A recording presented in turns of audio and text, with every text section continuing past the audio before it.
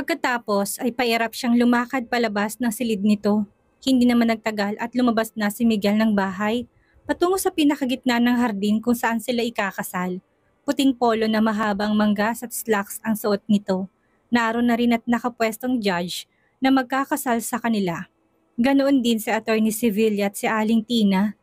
Nang makalapit naman ito'y kusa na siyang tumayo mula sa pagkakaupo sa isa sa mga benches sa hardin. Sinimulan na ng judge ang kasalan. Kapag civil wedding na tulad nito ay wala nang gaano ng arte. Wala nang paligoy-ligoy. Kaya dumating kaagad sa "You may now kiss the bride" part. Nagkatinginan sila ni Miguel na marinig na inutos na yon ng judge. "Miguel, you may now kiss your bride." Pag-uulit ng judge, umirap siya. "Huwag kang makahalik-halik ha." Tumingin ito sa judge at tinuro siya. "Ayaw judge eh." Hindi naman pwede yan. Saan naman kayo nakakita ng kasalan na walang halikan?" Sabi na natatawang judge na alam ang dahilan ng pagpapakasal nila dahil naikwento dito ni Attorney Sevilla na kaibigan naman ito. "Huwag kang magkakamali," sabi niya ulit kay Miguel, sabay tiklop ng kanyang mga braso sa tapat ng dibdib. "Ano ba kayo? Maano nga huwag kayong mag-asal bata? Ano ba naman yung isang halik?" ang sabi ng judge. "Oo nga naman, ano nga ba naman yung isang halik?"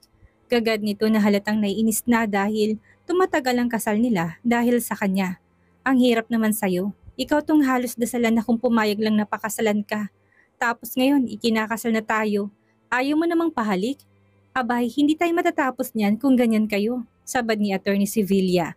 Sabay tingin sa natatawang si Aling Tina. "O sige, kiss na kung kiss," sabi ni Miguel sabay biglang halik sa mga labi niya na kanyang ikinagulat. Mabilis lang naman ang halik na yon, smack lang. Pero sa pagkagulat niya, bigla niya itong nasampal. "Ano ka ba? Bakit ka nananampal? Bakit mo ko hinalikan?" galit na tanong niya.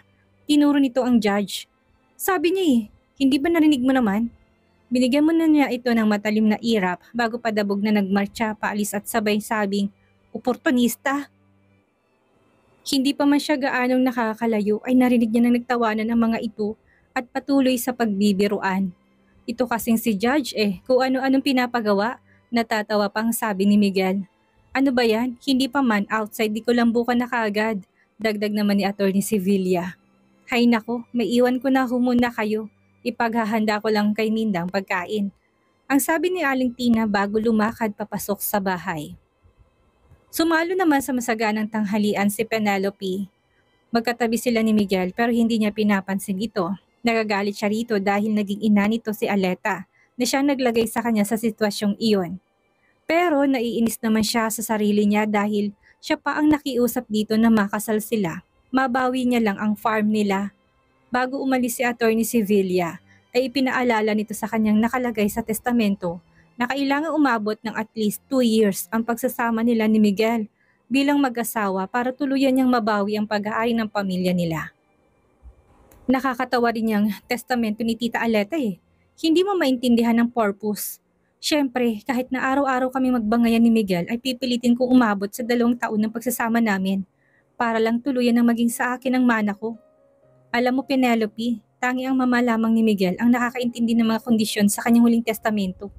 I'm sure may importante siyang dahilan sa ipinagawa niyang ito. Napailing siya. Sana'y malaman ko kahit na isa man lamang sa mga iyon para hindi ako nangangapa ngayon. Ngumiti ang butihing abogado. As we all know, life is full of surprises. Sumapit ang gabi, kung tutuusin una nilang gabing bilang mag-asawa. Pero tulad ng sinabi niya, hindi siya aalis ng kanyang silid. Ewan ba niya kung bakit pero inis na inis siya ngayon kay Miguel.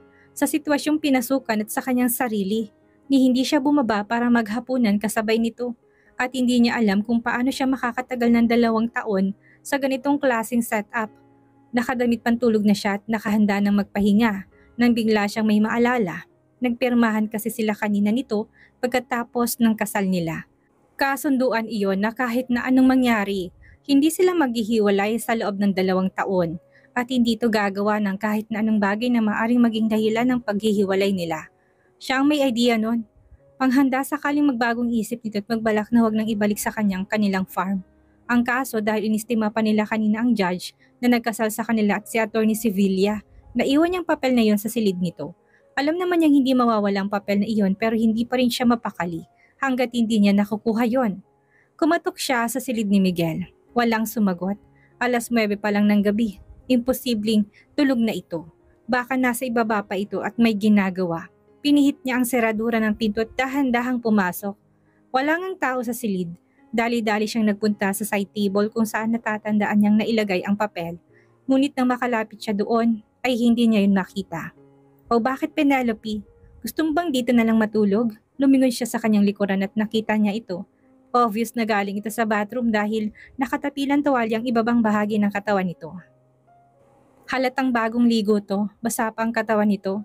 Medyo natulala siya, mabuti na lang at mabilis din siyang nakabawi. Nagkanda-utal-utal nga lang siya.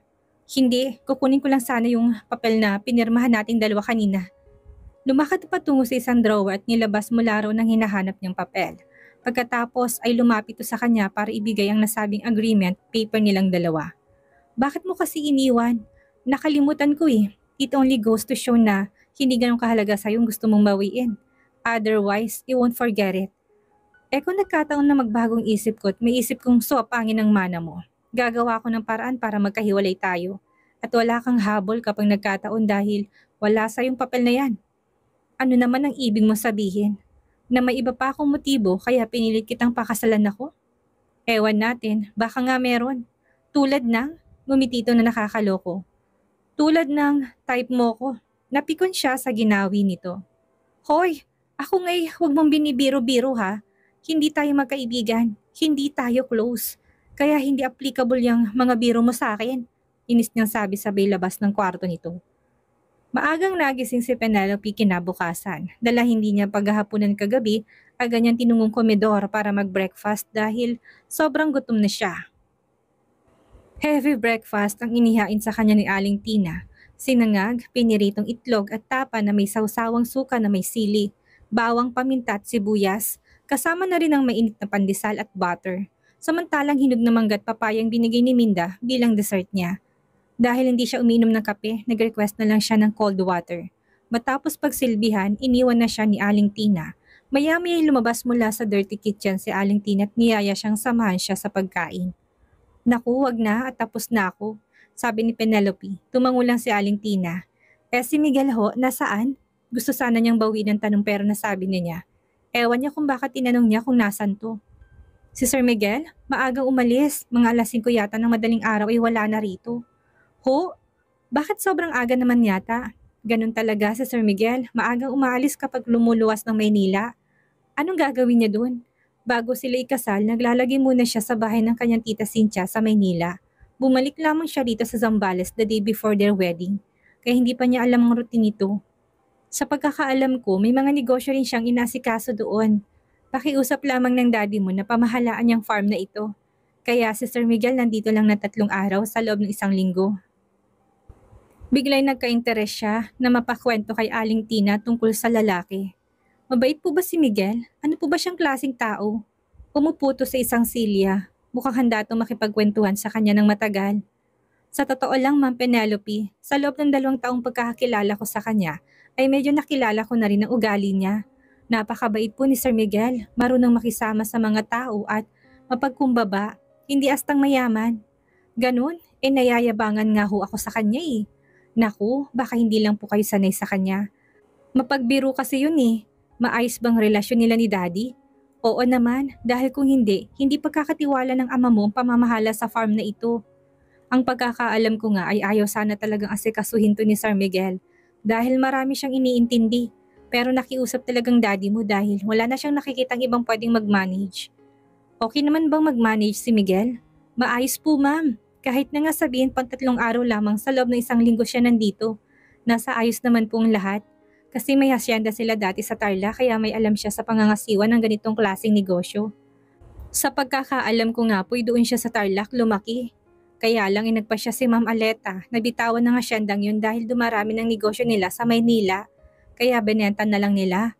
Pero nabanggit ni Sir Miguel sa akin na kung siya raw ang masusunod noon, hindi raw niya ipapabenta ang hasyenda nila. Mas gusto niya raw kasi doon kaysa sa Maynila. Mas tahimik. Kaya siguro pumayag din siya sa pakiusap ng daddy mo na i-manage tong farm niyo. Dahil nga mas gusto niya maniran sa ganitong klaseng lugar. At gaya nga po ng sinabi ko, napakahusay niya mag-manage. Tumango-tango siyang muli. Yun din ang sinabi sa kanya ni Mang Ipe Nang magkausap sila na mahusay magpalakad ng farm si Miguel, mahusay itong makisama sa mga tao at mabait. Siya nga pala ma'am, ano ho bang plano nyo? Dito ho ba kayo maglalagi sa Zambales o doon kayo maninirahan sa bahay niyo sa Maynila? Siguro ho dito na lang sa Zambales, mas tahimik at mas safe. Wala na rin kasi siyang gaano kasama sa bahay na minana sa ama. Umalis ng driver nila at ang matanda nilang katulong. Pinamanahan nga kasi ng dalawa na tig200,000 piso, kaya siya na rin na nagsabi sa mga ito na umuwi na sa mga probinsya nila para makasama ng kanilang mga pamilya. Tutal matanda na rin ang mga ito at napagservisyohan na ni sila ng may kahusayan sa loob ng lumipas na mga taon. Dapat lang na magpahinga ng mga ito, pero may naiwan pa rin namang dalawang katulong sa bahay nila na siyang nagsisilbing caretakers. Mainip lang din ako doon dahil wala naman akong gagawin, at least dito sa Zambales. Napakaraming gagawin. Pwede akong tumulong sa pamamalakad nitong farm. Tutal magiging akin din naman to pagdating ng panahon. Ngumiti ito sa kanya. Ibig sabihin ba niya na hindi ka na babalik sa Amerika pagdating ng panahon na yon? At masanay ka kaya sa buhay dito sa farm? Abay, ibang-iba ang magiging buhay mo rito, Ma'am Pen. Bahala na ho. Siguro'y magdedesisyon na lang ako pagdating ng panahon na yon. Tumulong-tulong nga si Penelope sa pamamahala sa farm. Mahirap pala. Kailangan niyang gumising ng napakaaga araw-araw. Nagulat pa si Miguel nang bumalik ito galing sa Maynila nang magkasabay sila sa pagbe-breakfast ng 4:00 ng madaling araw. Ikaw ba, sigurado dyan sa ginagawa mo? Bakit mo naman tinatanong? Nakataas ang kilay niya dahil kina-question itong ginagawa niyang pagtulong sa pamamahala ng farm.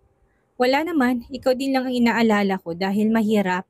Alam ko hindi ka sanay sa ganitong klase ng lifestyle. Bakit hindi ka na lang muna bumalik sa Maynila at magtrabaho ka doon habang hinihintay natin na umabot tayo ng 2 years? Nang malibang-libang ka naman, when the time comes, ibabalik ko sa iyong Dominico Country Farm ng buong buo. Wala kang dapat na alalahanin. Salamat sa pag-aalala mo pero dito ko gustong mamalagi, matari niya sabi. Nagkibit-balikat lang ito. Bahala ka, ang sa akin naman ay suggestion lang. O paano, halika na. Mag-inspect na ako. Sumama si Penelope kay Miguel sa pag-inspect nito sa farm. Lihim siyang humanga rito dahil walang sulok ng farm na hindi nito pinupuntahan. Totoo rin ang mga nabalitaan niya na mahusay itong makitungo sa mga tao dahil malapit to sa mga tauhan nila. Kabiruan nito ang halos lahat. Nahiya tuloy siya sa sarili. Siya itong may-ari na talaga kung tutuusin at palagi siyang narito. Simula pa noong bata siya pero ilang sa kanya ang mga tauhan doon. Noong nasa Maynila pa ito at si Mang Ipe ang kasama niya sa pag-inspect, halos sa matanda lang nakikipag-usap ang mga tao. Siya ay nginingitan lang pero hindi kinakausap. Tahimik lang din siya dahil hindi niya alam kung anong itatanong at sasabihin niya. Hindi katulad ni Miguel. Mga 10:30 na ng umaga nang matapos sila sa pag-inspect, sumakay sila sa Strada pickup at nagsimula itong magmaneho, pabalik sa bahay nang mapansin itong pananahimik niya. O bakit sobrang tahimik mo? Umiling siya. Napagod lang siguro ako. Ngumiti naman to. Sabi sa'yo may hirapan ka eh. Bukas hindi na ako sasama sa'yo. Bakit naman? Masasanay ka rin. Ayoko na. Wala naman akong kaalam-alam sa pamamahala nitong farm. Ikaw na lang. Kayo ni Mang Ipi. Ang sabi ko sa'yo may hirapan ka. Pero hindi ko sinabi sa'yo na hindi ka masasanay. Na hindi mo matututunan. Muli siyang umiling. Basta ayoko na. Maghahanap na lang ako ng ibang gagawin. Tumahimik na lang si Miguel. Marahil ay nahalata nitong mainit ang kanyang ulo. Hindi rin niya ito pinagkikibo hanggang sa sumapit ang muling pagluwas nito sa Maynila. Nahihiya man siyang aminin sa sarili pero naiinis siyang napatunayan na mas may kakayahan ito kaysa sa kanya pagdating sa pamahala sa farm nila. Naisip niya tuloy kung ano na kaya ang mangyayari kapag siya na ang namamahala ng Dominico Country Farm 2 years from now. Sa paglipas ng mga araw nagsimula na siyang mainip, bagal na bagal siya sa takbo ng buhay sa farm at hindi niya alam kung hanggang kailan siya tatagal ng ganoon. Kung luluwas naman siya ay ganun din, wala rin siyang gagawin sa kanilang bahay. Pero dahil nga sa walang magawa isang araw, ay naisip niyang tawagan ng mga dating kaibigan mula sa kolehiyo at papuntahin sa Zambales. Para naman kahit ilang araw lang ay malibang-libang siya. Hindi nahirapan na makontak ang mga ito at in-schedule niya ang pagpunta doon. Ang mga kaibigan din niyang iyon ang madalas niyang isama dati sa farm kaya medyo pamilyar na mga ito doon. Ang sarap talaga dito sa probinsya, sariwang hangin, ang sabi ni Lauren sabay hinga ng malalim. Nasa tabi sila ng swimming pool at kasalukuyan nagmemeryenda. 4 ang dumating na kaibigan niya, 3 babae at 1 lalaki. Hindi pwedeng 2 pa niyang inimbitahan dahil may trabahong mga to. Ano, okay na ba kayo? Gusto niyo swimming na tayo? Tanong niya sa mga kasamahan ng medyo makapagpahinga ng mga ito. Ano, dito lang tayo sa swimming pool maliligo? Bakit? Saan niyo ba gustong maligo? Eh di sa beach. Nakakasawa naman kung dito lang. At least doon may sariwang hangin. May scenery at saka mas malapit tayo sa nature. Hindi ba? Ang sabi na may kaitiman at may katabaang si Eric na siyang kaisa-isang lalaki sa grupo nila. Nagustuhan niyang mukhahin ito. Oo nga no, let us spend the night there. Sige, para naman makalimutan namin kahit sandali mga problema namin sa trabaho back in Manila. Sabad ni Loren. Ipinahanda niya ang lahat ng mga kakailanganin nila. Tent, pagkain, sleeping bags at kung ano-ano pa. Nang makarating sila sa beach mga bandang 3:00 ng hapon ay may mangilan-ngilan pang mga tao doon. Mga mangingisda, mga batang naglalaro at mga tao naglalakad-lakad sa dalampasigan. Pero nang gumabi na solong-solo na nila ang lugar, nag-ihaw sila ng isda at sinama nila yun sa hapunan na ipinabaon sa kanila ni Aling Tina. Nang makapagpahinga ay nag-bonfire sila, nagkwentuhan. Nang magsawa sila sa pagkakwentuhan ay nagsayawan gamit ang kaset na dala niya. Maya-maya hinila siya ni Eric sa gitna at nagsayaw sila na napapalibutan ng 3 pa nilang kaibigan. Nasa ganun silang tagpo ng kanilang pagsasayaw nang pumarada sa hindi kalayuan ng isang sasakyan. Hindi niya gaano pinansin ang nasabing sasakyan dahil na rin sa sobrang lakas ng tugtog at tawanan nila. Hindi rin niya pinansin ng taong lula ng sasakyan na yon na lumapit sa kinalalagyan ng kaset at pinatay iyon. Ito bang sinasabi mo mag-iisip ka na lang ng iba mong gagawin? Miguel, gulat na sabi niya na makilala to. Anong ginagawa mo rito? Kaluluwas mo lang sa Maynila kanina. Tinapat niya talaga sa pag-alis nitong pagdating ng mga kaibigan para walang hassle. Hindi naman siya takot dito at wala naman itong magagawa sa mga gusto niyang gawin pero sinadya niya yon para hindi ito mapag-abot at ang mga kaibigan niya. Ayaw niya kasing ipaalam sa mga ito na may asawa na siya at kung ano ang dahilan ng pag-aasawa niya. Wala lang, ayaw niya lang mapag-usapan pa. Sino siya, Penelope? Tanong ni Eric. Gumiti ng pasarkastiko si Miguel. Ako? Tinatanong mo kung sino ako? Sabi nito ni tinuturo pang sarili. Hindi siya nakaimik. Tumingin to sa kanya. Asawa lang naman ako ng babaeng kasayaw mo. Kitang-kitang pagkagulat ng mga kaibigan niya. Ibang-iba pang reaksyon ng mga ito. What? Bulalas ni Loren. Ano? Sabi naman ni May. You're married, reaksyon ni Jenny. May asawa ka na? Tanong naman ni Eric. Bakit hindi mo lang sinasabi sa amin?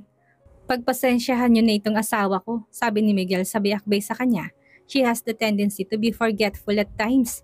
Kaya nakalimutan niya rin na hindi magandang tingnan sa isang babaeng may asawa na ang mag-overnight kasama ng mga kaibigan sa isang lugar na tulad noon at makipagsayaw pa ng may kalaswaan sa ibang lalaki.